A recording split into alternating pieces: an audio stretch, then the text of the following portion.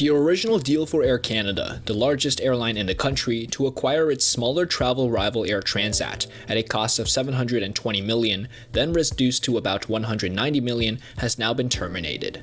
Following the October news that proclaimed Air Canada would take over the Montreal-based Air Transat for $5 per share, adding up to the aforementioned $190 million, on April 2nd, both companies have released statements announcing the mutually agreed upon termination of the deal. This information comes after Air Canada and Air Transat were informed by the European Commission that it would not be approving the transaction despite the offer of enhanced packages of remedies beyond what the benchmark for other mergers required. Air Canada quotes, "Following recent discussions with the EC, it has become evident, however, that the EC will not approve the acquisition based on the currently offered remedy package."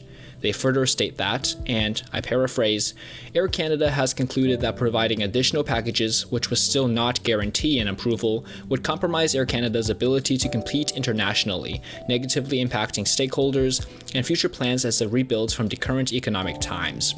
The final obstacle in the way of this takeover was the European Commission's review, after the Government of Canada approved the transaction on February 12th of this year.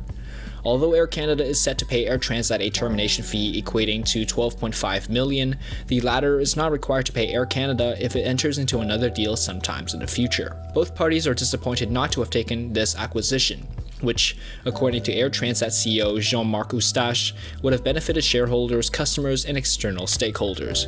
In a bid to survive the rough aviation market, Air Transat will now be looking to obtain at least $500 million in long-term financing, continue preserving cash, and negotiate for further long-term funding.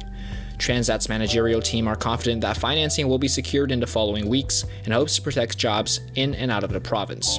Lastly, they are free to hold talks now with other potential buyers, and perhaps they will agree to another more approvable deal soon.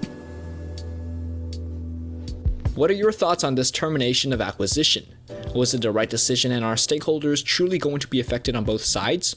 Perhaps you own shares in one or both of these airlines, and in that case, what are your short-term financial actions following this mutually agreed termination? Let me know what you think in the comments below, and I look forward to hearing your expertise on this subject.